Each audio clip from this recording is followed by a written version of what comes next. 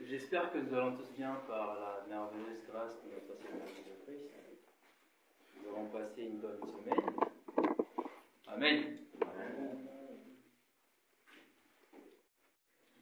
Alors nous allons ouvrir nos livres, nous allons lire 3 textes concrets.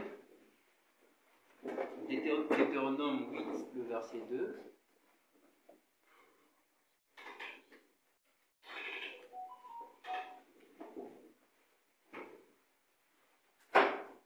Deutéronome 8, le verset 2, 1 Corinthiens 11, le verset 28 et Sophonie 2, 1.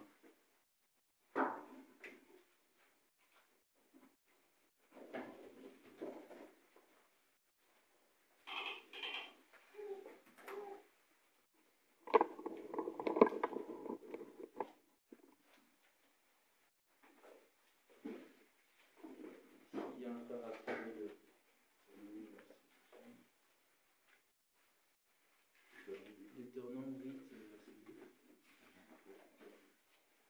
1 Corinthiens 11, 28 et Sophonie 2, le verset 1. 1 Corinthiens 11, 28.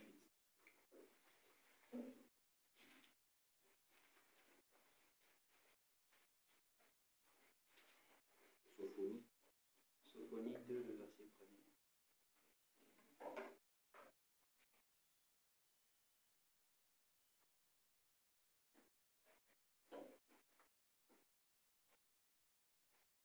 Deutéronome 8, verset 2, je lis la parole du Seigneur.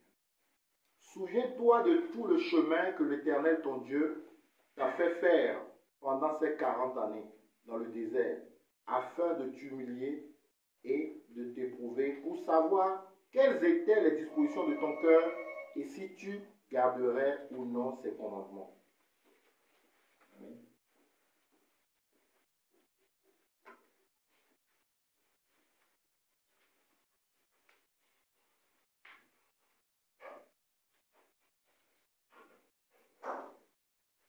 Corinthiens 11, verset 28. Que chacun donc s'éprouve soi-même, et qu'ainsi il mange du pain et boive de la coupe. Sophonie 2, le verset 1.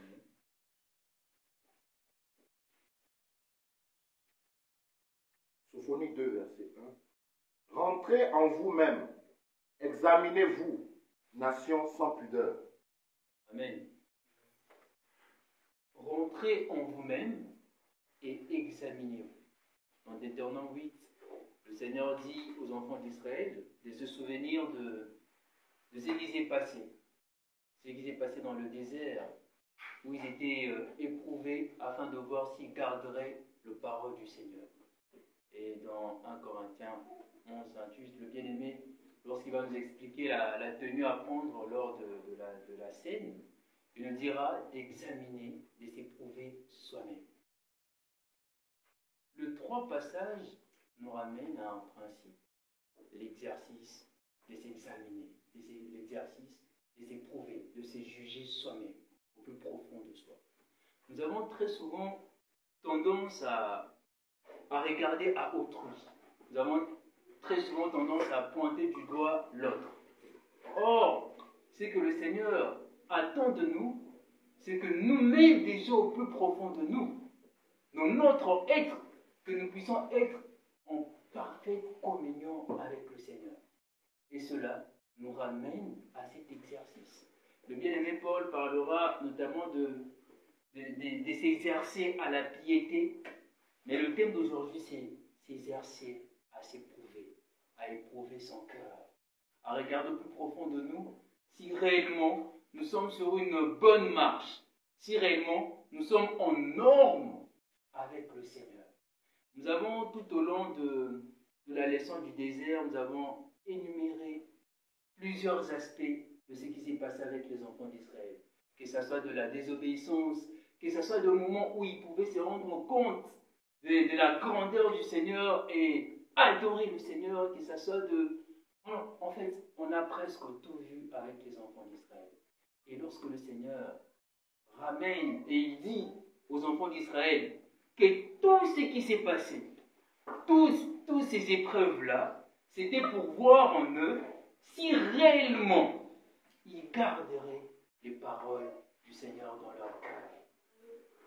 Nous avons passé toute une année 2023, le 31 ou le 1er, on s'est tous revus ici pour se souhaiter des bonnes choses pour cette nouvelle année. On a partagé des vœux, on a partagé de la nourriture, on a tout partagé. Le 31. Maintenant, là nous sommes le 20 du mois, ou le 21 si j'ai bonne mémoire, le 21 je pense. Est-ce que tout au long de la semaine ou tout au long de cette entrée de cette année, on a eu le temps, chaque jour, de se regarder au plus profond de nous, de voir si réellement les choses que nous avons pu faire en 2023, nous les avons délaissées, ou si réellement il y a eu cette avancée avec le Seigneur, ou si réellement nous sommes en bonne voie, en bon uniforme avec le Seigneur. Vous savez, bien aimé, s'il y a deux choses auxquelles nous pourrions aussi remercier le Seigneur, c'est le fait de nous avoir donné cette capacité-là de nous souvenir. C'est le fait de nous avoir donné cette capacité, cette intelligence-là, de regarder en arrière et de voir ce qu'on a pu faire. Pour des personnes qui sont peut-être passionnées à tout ce qui concerne les animaux, on connaît tous le petit poisson rouge. Le petit poisson rouge, sa mémoire est qu'il oublie à moins d'une minute, si j'ai bonne mémoire, moins d'une minute, ce qu'il a pu faire, il oublie directement. Or, nous, ce n'est pas le cas. Nous, ce n'est pas le cas. Dieu nous a donné toute cette capacité afin que nous puissions l'utiliser. Ce n'est pas pour rien que Dieu nous a donné ces capacités-là, de nous rappeler, de nous souvenir. Mais il ne veut pas que nous nous limitons juste sur le fait de nous rappeler, de nous souvenir de ce qui s'est passé, mais aussi d'entrer en action. Et cette action-là vient sur le fait où nous nous jugeons premièrement nous-mêmes. Et nous devions nous juger durement nous-mêmes. L'apôtre Paul dira dans 1 Corinthiens qu'il traite durement son corps. Mais au-delà de traiter durement notre corps, traitons durement aussi notre cœur. Traitons durement ce que nous chérissons de plus. Et ce que nous chérissons de plus, nous serons tous d'accord avec nous, c'est le cœur. C'est le cœur là où tout séjourne, là où il y a tous les intérêts, là où le Seigneur sonde réellement si nous l'appartenons ou si nous ne l'appartenons pas. Traitons durement notre cœur. Jugeons durement notre cœur pour voir si réellement nous sommes en bon uniforme avec le Seigneur ou si nous ne le sommes pas. Si on ne le traite pas durement notre cœur, on sera comme des poissons rouges, si je peux dire. On sera de ces chrétiens qui sont toujours sur l'étape d'enfant spirituel. On sera de ces chrétiens qui seront là juste à parler et il n'y aura pas d'avancée. Il n'y aura pas de changement. Or, ce que le Seigneur attend de nous, c'est que nous puissions changer. Et ces changements-là viennent sur le fait que oui, je regarde au plus profond de moi, je regarde si réellement je suis sur une bonne voie, et si je le suis, je continue sur cette bonne voie-là, et si je ne le suis pas, j'ai fait tous les efforts nécessaires. Tous les efforts nécessaires pour plaire au Seigneur. Tous les efforts nécessaires pour plaire au Seigneur. Pour les lecteurs de la Bible, on connaît tous l'histoire de David lorsqu'il va vouloir ramener l'arche et par ses sentiments de vouloir ramener l'arche, il va mettre l'un de ses petits, l'un des petits qui chérissaient Uza. Il va le mettre sur le sillage de personnes qui accompagneraient l'arche. Et on connaît tout ce qui s'est passé. Uza a été frappé et ils n'ont pas pu ramener l'arche à cause du fait qu'ils ne se sont pas conformés ou qu'ils ne se sont pas regardés. Ils n'ont pas regardé sur ce que le Seigneur attendait d'eux. Et dans 1 Chronique, David, si on peut même le lire, 1 Chronique 15, verset 12 au verset 13.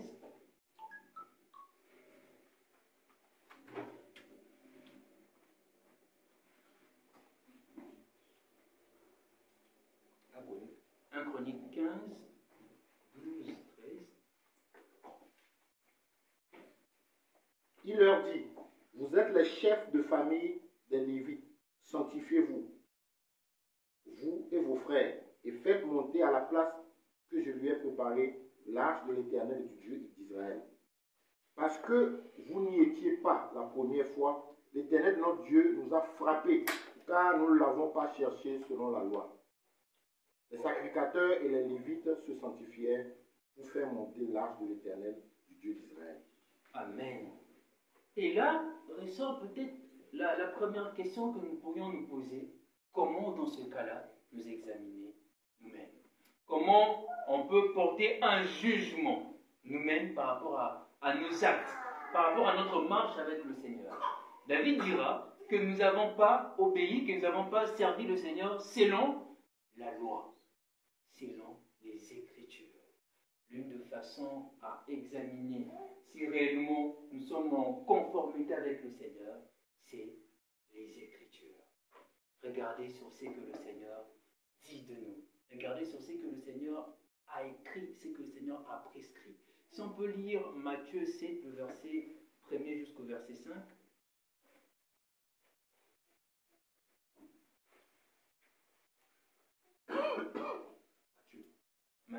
Matthieu 7, 1, 5.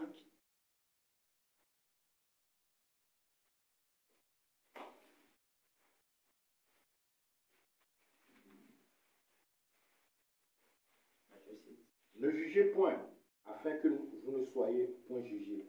Car on vous jugera du jugement dont vous jugez, et l'on vous mesurera avec la mesure dont vous mesurez. Pourquoi vois-tu la paille qui est dans l'œil de ton frère, et n'aperçois-tu pas la poutre qui est dans ton œil? Ou comment peux-tu dire à ton frère, laisse-moi ôter une paille de ton œil, toi qui as une poutre dans le tien? Hypocrite, ôte premièrement la poutre de ton œil, et alors tu verras comment ôter la paille de l'œil de ton frère.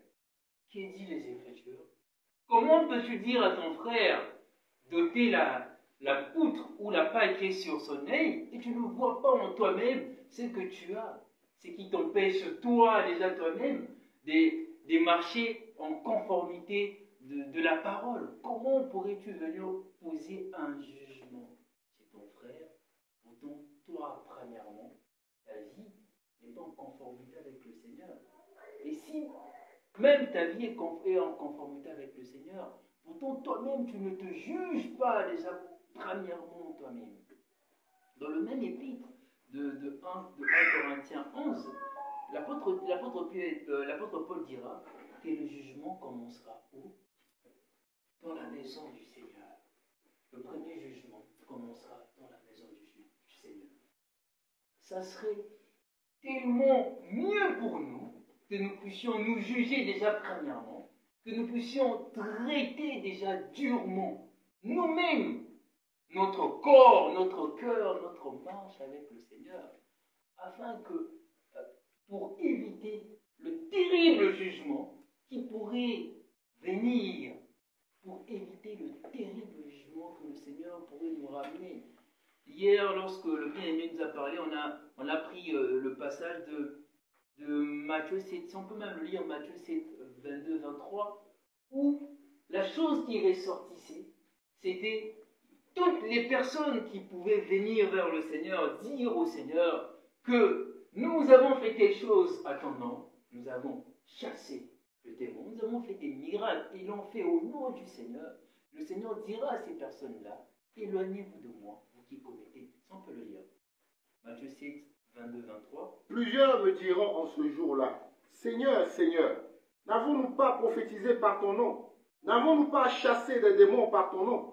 Et n'avons-nous pas fait beaucoup de miracles par ton nom? Alors je leur dirai ouvertement, je ne vous ai jamais connus. Retirez-vous de moi, vous qui commettez l'iniquité. Amen. Bien-aimés, est-ce que vous vous rendez compte que ici le Seigneur parle aux personnes qui ont eu part aux dons de miracles, des personnes qui ont eu part à la manifestation de chasser les démons. Le Seigneur parle à ces personnes. Ces personnes sont des chrétiens. Mais qu'est-ce qui caractérise ces personnes? Ce sont des personnes qui ont marché sur l'iniquité. Ce sont des personnes qui n'ont pas examiné ou qui n'ont pas jugé certains points de leur vie. Ce sont des personnes qui se sont référées sur les dents. Ce sont des personnes qui se sont dit, voilà, du moment que nous faisons de miracles, que du moment que nous chassons de démons, le Seigneur est d'accord avec nous. Ils n'ont pas examiné au plus profond d'eux ce qui pouvait les empêcher plus tard d'être acceptés par le Seigneur. Ils n'ont pas examiné, n'ont pas traité durement ce qui pouvait les empêcher plus tard d'être acceptés par le Seigneur. Bien-aimés, nous avons ici cette chance et cette occasion-là de toujours faire, si je peux dire, un nouveau départ, si je peux dire. Nous avons toujours cette occasion-là de venir vers le Seigneur, de regarder au plus profond de nous, de lui dire, et plus honnêtement, ce qui ne marche pas au plus profond de nous. Tout à chacun de nous, nous avons cette occasion. Ça serait triste, ça serait du temps perdu de se référer sur certaines choses qui nous arrangent et connaissons bien sûr toutes les choses qui ne nous arrangent pas ou toutes les choses qui pourraient nous empêcher plus tard de voir le Seigneur et de ne pas le traiter. Ça serait tellement triste et ça serait du temps perdu. Et le Seigneur ne veut pas de cela. Le Seigneur ne veut pas que nous en arrivons là. Il ne veut pas que nous en arrivons là. Si on peut lire le psalmiste 139, versets 23 à 24.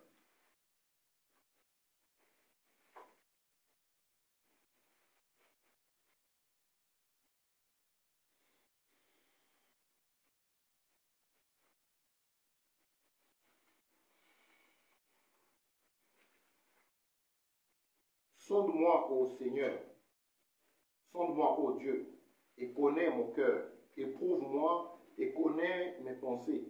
Regarde si je suis sur une mauvaise voie et conduis-moi sur la voie de l'éternité. Amen. S'éprouver soi-même ou porter un jugement sur sa marche revient à examiner au quotidien. À examiner au quotidien.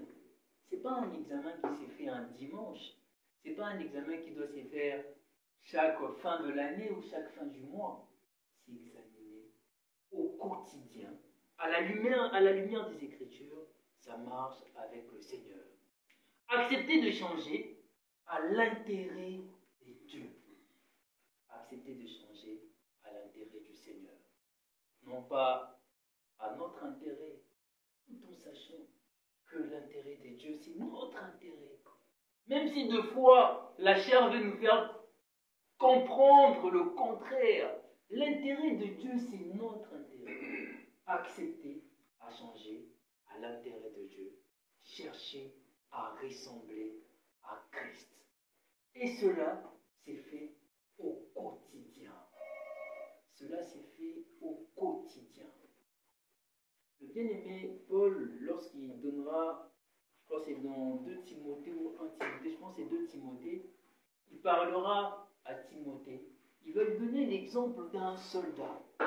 Si on peut lire le passage, ça serait peut-être mieux. Je crois que c'est 2 Timothée. Je vais juste retrouver le passage.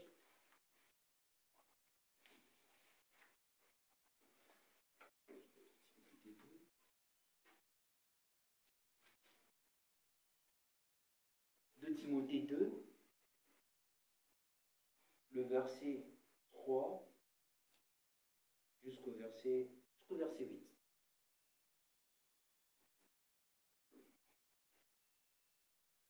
Souffre avec moi comme un bon soldat de Jésus-Christ. Il n'est pas de soldat qui s'embarrasse des affaires de la vie, s'il veut plaire à celui qui l'a enrôlé. Et l'athlète n'est pas couronné s'il n'a combattu suivant les règles. Il faut que le laboureur travaille avant de recueillir les fruits. Comprends ce que je dis, car le Seigneur te donnera de l'intelligence en toutes choses. Souviens-toi de Jésus-Christ, issu de la postérité de David, ressuscité des morts selon mon évangile. Amen. Il dit, souffre avec moi comme un bon soldat de Jésus-Christ. Et il dit, et l'athlète n'est pas couronné s'il n'a pas combattu suivant le règle. S'il n'a pas combattu suivant le règle. Comment arriver à comprendre ou à connaître des règles qui sont énumérées si de nous-mêmes, on ne prend pas le temps de méditer, on ne prend pas le temps de juger notre marche? Comment arriverons-nous déjà à comprendre ou à acquérir ces règles? Comment? Bien-aimés, le Seigneur nous invite à comprendre qu'il est capital pour nous au quotidien, et cela chaque jour, que nous puissions regarder où nous en sommes avec le Seigneur, que nous puissions éprouver notre cœur au plus profond de nous, regarder au plus profond de nous où nous en sommes avec le Seigneur, avant de vouloir porter un jugement, avant de vouloir regarder à ce qui ne marche pas chez un frère. Regardons déjà au plus profond de nous. Regardons déjà au plus profond de nous. Regardons au plus profond de nous. Le Seigneur nous invite à cela. Et c'est un exercice que tout chrétien doit faire. C'est un exercice que tout chrétien doit faire au quotidien. C'est un exercice que nous devions faire au quotidien. Nous ne devions pas nous lasser de cela. Nous ne devions pas nous lasser de cela. Les conséquences de ne pas s'éprouver soi-même, de ne pas regarder à soi-même, c'est premièrement déjà de porter, comme on a lu dans Matthieu 7, c'est de porter ces jugements à une personne sans regarder à nous-mêmes, sans regarder à ce qui ne marche pas en nous-mêmes. C'est de ne pas traiter ce qui a à traiter en nous-mêmes, tout en nous berçant de illusions. Que nous sommes sauvés parce que nous venons le dimanche à l'église, que nous sommes sauvés parce que nous prions à la maison, que nous sommes sauvés parce que nous lisons la Bible. Non. S'éprouver soi-même, c'est regarder au plus profond et accepter là où ça ne marche pas, là où nous sommes conscients que ça ne marche pas, de venir auprès du Seigneur, de laisser au pied du Seigneur. Et c'est ce que David fait dans le psalmiste 139. Il dit, éprouve-moi et regarde si je suis sur une bonne voie. Il demande au Seigneur de le prouver et de regarder s'il est sur une bonne voie. Sachant que David, c'est l'homme selon le cœur de Dieu. Sachant que David, sur sa marche, il est vrai qu'il a connu de haut et de bas, mais c'est une personne auquel le Seigneur rend un témoignage favorable. Mais si cette personne auquel le Seigneur rend un témoignage aussi favorable, et que ces personnes se ramènent à demander au Seigneur de le prouver et de regarder s'il est sur une bonne voie, s'il est sur le chemin de l'éternité. Et combien bien plus fort encore nous ici. Et combien bien plus fort encore nous. Et combien bien plus fort encore que nous devons encore fournir d'autant plus d'efforts et traiter encore plus durement notre marche avec le Seigneur. Combien bien plus fort encore nous. Bien-aimés, nous devions vraiment être d'accord sur le fait que nous devons au quotidien prendre plaisir à s'exercer, à s'éprouver soi-même. Nous devions au quotidien, vraiment au quotidien, à la place à tout moment de venir peut-être prier le Seigneur, demander au Seigneur, Seigneur, donne-moi telle chose, donne-moi telle chose, donne-moi telle chose. Ce serait plutôt mieux de venir vers le Seigneur et comme David, demander au Seigneur, Seigneur, toi qui sondes le cœur, toi qui connais mon cœur, toi qui connais ma marche, Seigneur, montre-moi ce qui ne marche pas. Montre-moi qu'est-ce que je dois faire pour ressembler davantage à Christ. Qu'il doit faire pour ressembler davantage à Christ. Ça serait plutôt ça notre démarche. Ça serait plutôt ça, ce qui pourrait réjouir encore le cœur du Seigneur et ce qui pourrait encore nous aider plus davantage à connaître le Seigneur. À connaître le Seigneur. Nous connaissons tous le passage de Osée 4.6, Osée 6.4, Osée 4.6, là où le Seigneur dit que mon peuple périt par manque de connaissance. Pourtant, la connaissance est à notre portée. La connaissance est à notre portée, mais nous négligeons tellement cette connaissance. Nous négligeons tellement cette connaissance. La connaissance, nous l'avons, tout à chacun de nous. Au-delà peut-être d'avoir des Bibles en papier, nous avons des applications téléchargées sur nos téléphones. Mais combien de temps nous prenons pour ne serait-ce que lire la Bible? Combien de temps que nous prenons ne serait-ce que pour méditer la Bible? Est-ce que nous méditons au quotidien? Est-ce que nous le faisons? Est-ce que nous le faisons?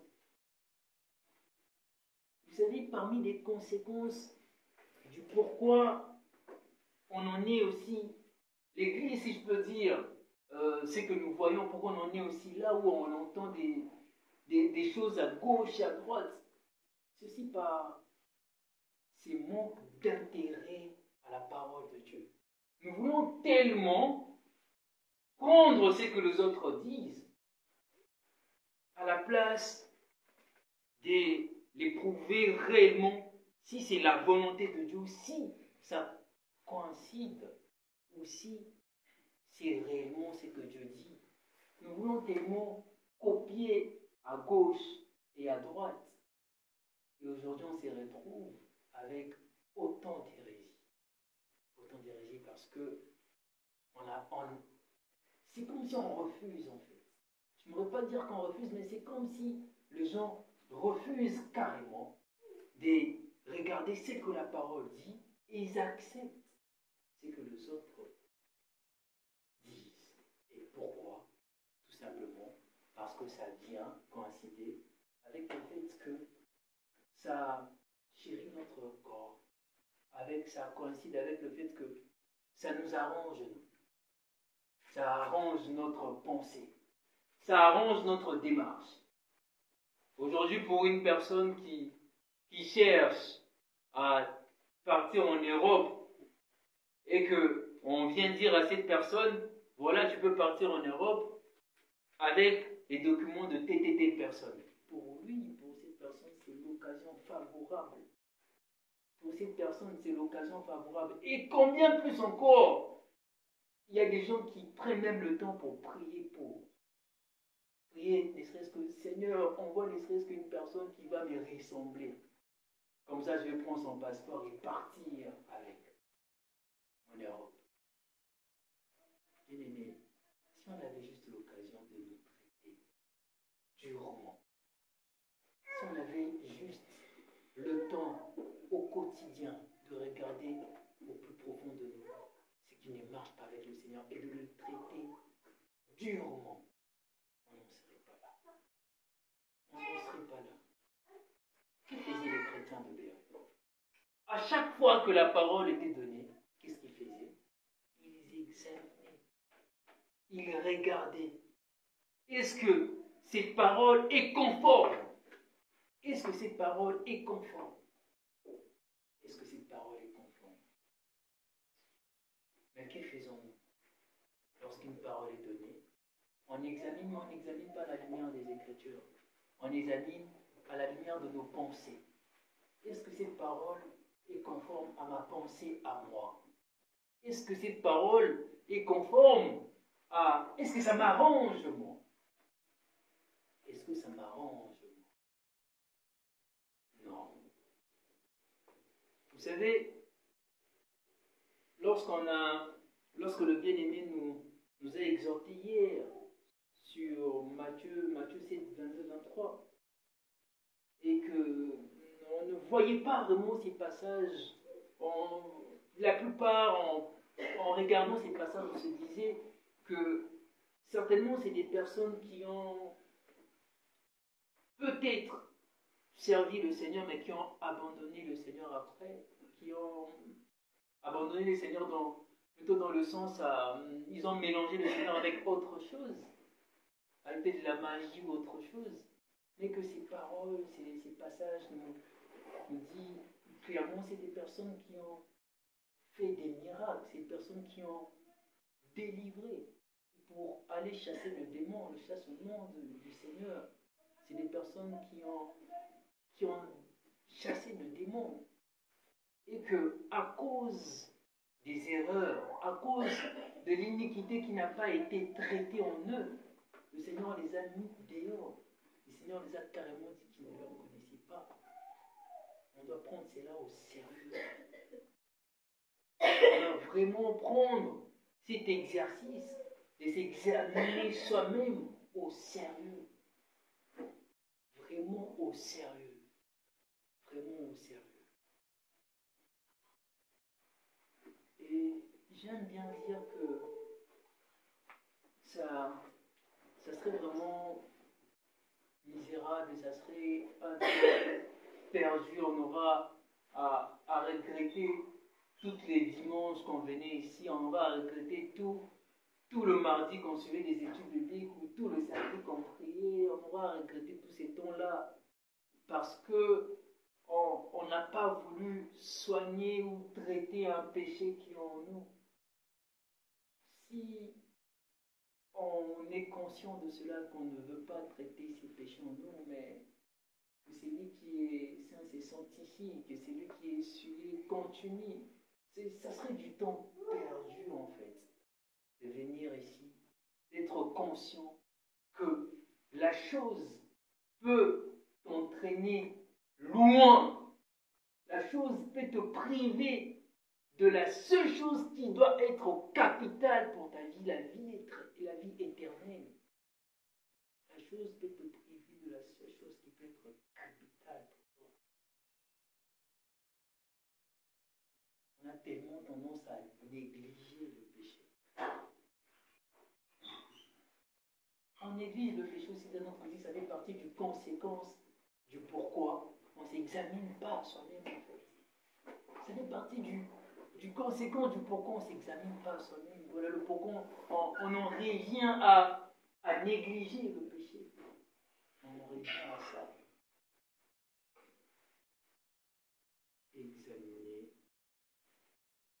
Examinons-nous dans notre marche avec le Seigneur. Est-ce que nous sommes en parfaite communion avec le Seigneur ou si nous ne le sommes pas? Si on peut lire un autre passage, 2 Pierre 2,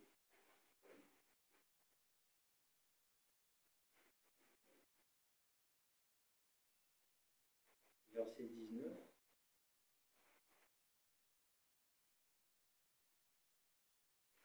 Ils leur promettent la liberté quand ils sont eux-mêmes esclaves de la corruption, car chacun est esclave de ce qui a triomphé de lui. Voilà. Ils leur promettent la liberté. Voilà où on en est, où tellement de gens, tellement de prédicateurs promettent aux gens que vous serez riches, vous allez gagner quelque chose, vous allez gagner quelque chose. Pourtant, eux-mêmes, ils sont esclaves. Esclaves de l'iniquité, comme dans Matthieu 7. Esclaves d'une certaine pensée. Esclaves d'un péché. Esclaves de l'orgueil. Eux-mêmes, ils sont esclaves. Pourquoi? parce qu'ils n'ont pas eux-mêmes traité premièrement ce qui doit être traité en soi. Parce qu'eux-mêmes, ils n'ont pas déjà traité en eux ce qui est censé être traité. Si on peut continuer la lecture, chapitre 3, le verset 2. Non, verset 3, premier jusqu'à 3. Voici déjà, bien-aimés, la seconde lettre que je vous écris. Dans l'une et dans l'autre, je cherche à éveiller par des avertissements votre saine intelligence, afin que vous vous souveniez des choses annoncées d'avance par les saints prophètes et du commandement du Seigneur et Sauveur enseigné par vos apôtres. Sachant avant tout que dans les derniers jours, il viendra des moqueurs avec leur raillerie, marchant selon leur propre convoitise. Amen. Voici déjà, bien-aimés, la seconde lettre que je vous ai écrite dans l'une et dans l'autre. Je cherche à éveiller par des avertissements votre saine intelligence. Notre souhait, c'est que nous puissions chercher par tous les avertissements que le Seigneur nous donne à être trouvés lorsque le Seigneur viendra, juste, fidèle et servant pour le Seigneur. Il continue, il dit, afin que vous vous souveniez de choses annoncées d'avance par des saints prophètes et du commandement du Seigneur et Sauveur, enseigné par les apôtres. Oui, parmi les démarches que nous pourrions entreprendre pour s'auto-examiner, pour s'auto-s'éprouver, c'est déjà avoir l'amour du Seigneur, avoir l'amour de la justice, avoir la haine du péché, avoir la haine du péché, avoir l'amour de la méditation au quotidien, avoir l'amour de la méditation au quotidien, avoir l'amour de la prière. Et je ramène la prière en deuxième position après la méditation parce que beaucoup prient, mais sont toujours dans l'iniquité. Beaucoup prient, mais ils ne savent pas à qui prier. Beaucoup prient, mais ils ne prient pour rien. Ils passent du temps à dire de mots et c'est perdu malheureusement. Beaucoup prient, ne sachant pas comment prier. Malheureusement. Comment une personne peut passer de moments de jeûne, des prières, d'une vingtaine de jours? Pourtant, cette personne elle-même vit en concubinage. Et cette personne passe même des moments de jeûne et de prières avec la personne avec qui il vit en concubinage. Comment une personne peut passer des moments de jeûne et de prières? Pourtant, cette personne est tellement assoiffée de l'alcool qu'il passe du temps à aimer l'alcool. Comment une personne peut passer des moments de jeûne et de prière, sachant que cette même personne est enchaînée dans un péché et que la personne ne traite pas déjà ses péchés? Beaucoup prient, mais c'est des prières qui sont faites en vain. C'est des prières qui sont faites en vain. Voilà pourquoi j'aime bien ramener la prière en deuxième position, après la méditation. C'est-à-dire la prière, c'est primordial. Primordial. Tout chrétien doit passer du temps à prier. Prier sans cesse. Prier sans cesse. La prière doit être fondée. La prière ne peut qu'être fondée par les Écritures. Par les Écritures. Par les Écritures. Et pour qu'une prière puisse être fondée par les Écritures, nous devons aimer les Écritures. Nous devons passer du temps à méditer. Nous devons aimer le Seigneur. Et l'amour, l'une de façon d'aimer le Seigneur, c'est d'aimer ses commandements, d'aimer ce qu'il nous dit de faire, d'aimer ses commandements. L'une des façons d'aimer le Seigneur, c'est d'aimer ses commandements. Et aujourd'hui, le Seigneur nous invite à nous exercer, à porter premièrement nous-mêmes un jugement au plus profond de nous, à regarder si réellement nous sommes en conformité avec sa parole ou si nous ne le sommes pas. Et à ne pas nous limiter seulement à regarder, mais à entrer en action. Se souvenir, examiner et porter un jugement. Et porter un jugement.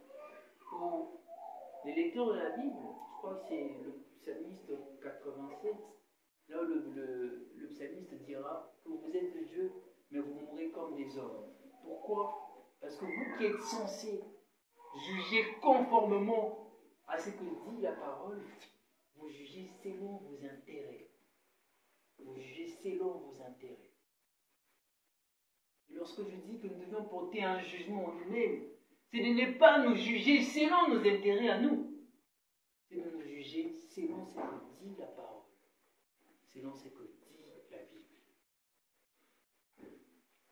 On va relire le psalmiste 139, c'est notre dernière lecture, versets 23 à 24, si on peut le relire.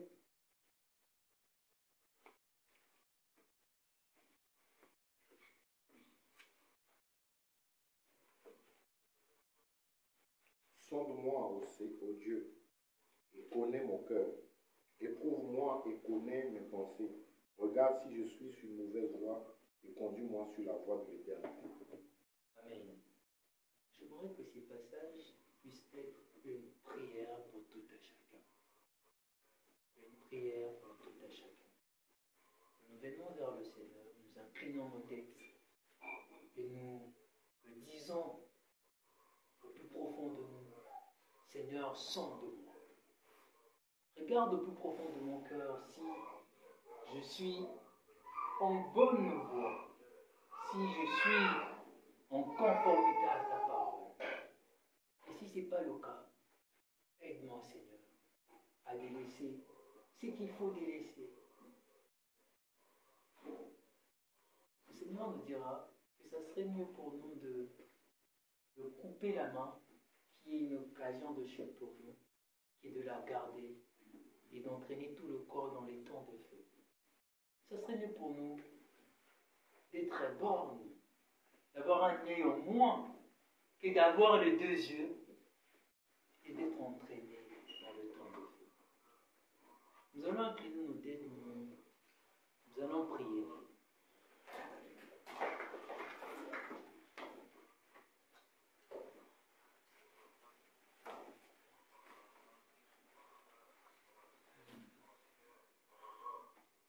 Le Seigneur nous a parlé.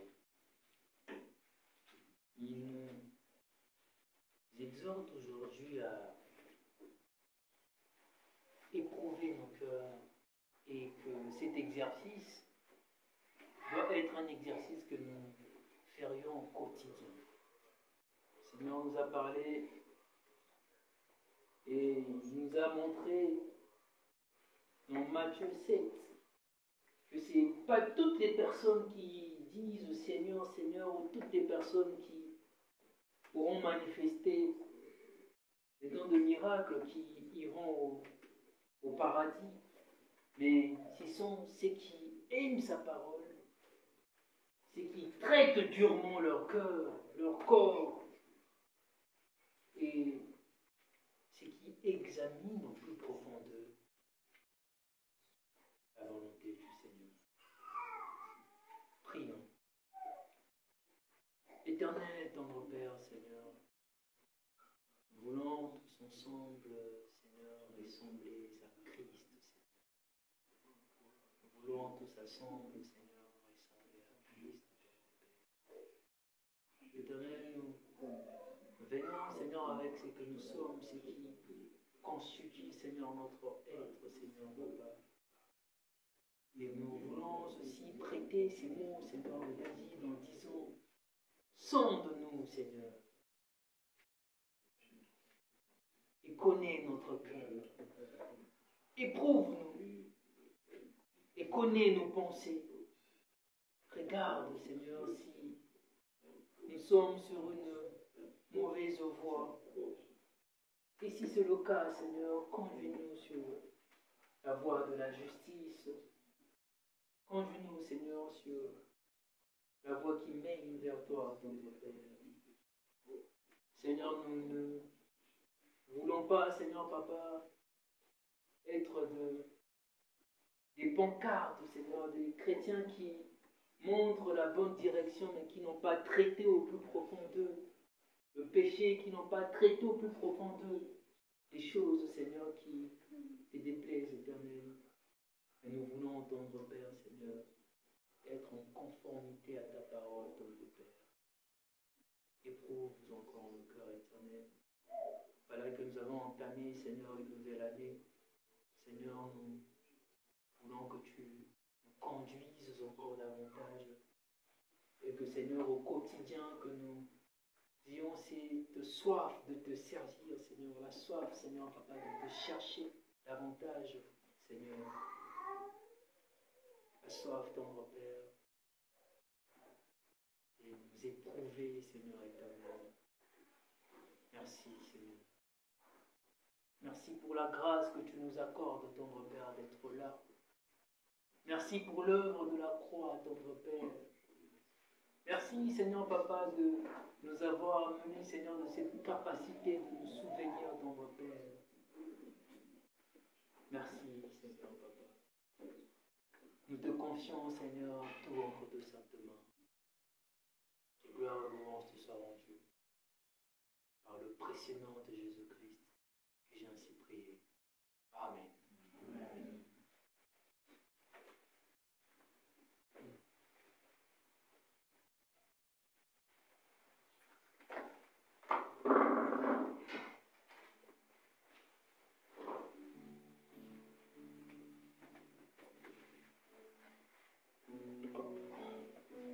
Notre Dieu soit béni pour ce message. Vous voyez, je vous conseille toujours, je nous conseille nous tous à suivre les enseignements. Les personnes qui ont suivi l'enseignement d'hier et l'enseignement d'aujourd'hui, c'est comme la suite. C'est vraiment la suite parce que hier, le Seigneur nous a parlé que nous devons travailler à notre salut. Et aujourd'hui, le Seigneur nous montre l'un des éléments qui n'a pas été cité hier, aujourd'hui, c'est-à-dire comment travailler pour notre salut, c'est-à-dire à sonder notre cœur, à s'éprouver. Pourquoi je vous conseille, bien-aimés, d'être très attentifs aux enseignements.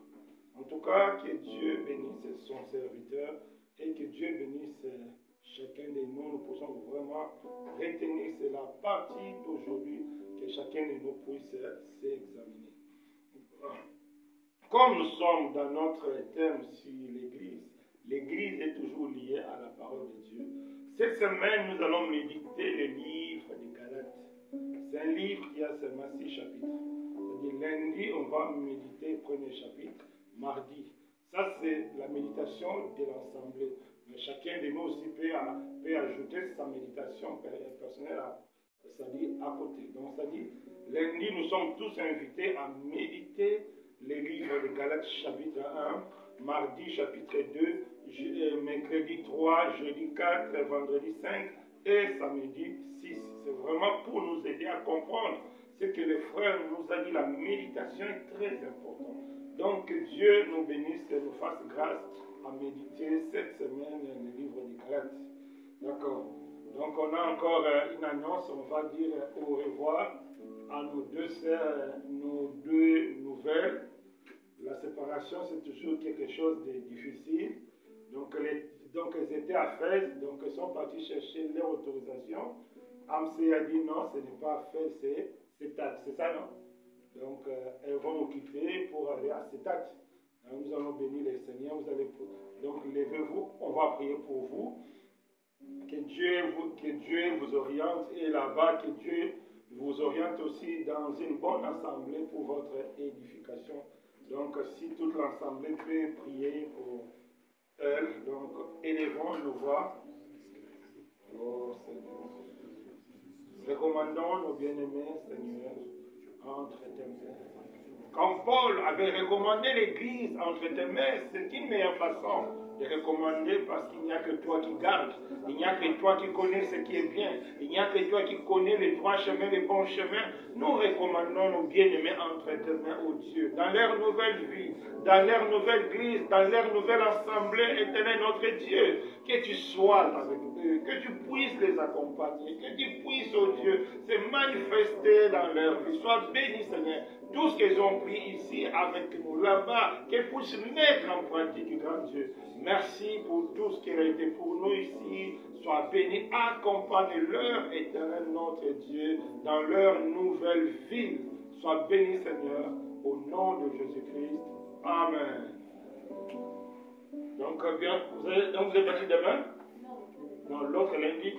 D'accord. En tout cas, donc on a encore pendant une semaine à faire demain. Que Dieu soit avec vous dans votre nouvelle vie. Donc, sans tarder, comme d'habitude, mardi, on a notre étude biblique à 20h. Je vous conseille vraiment de suivre. Samedi, on a l'intercession et après, il y a le partage biblique et dimanche le culte. En tout cas, je vous encourage, mes bien-aimés, de s'attacher à Jésus à travers tous ces moments d'enseignement. Amen. Donc, c'est le temps des offrandes.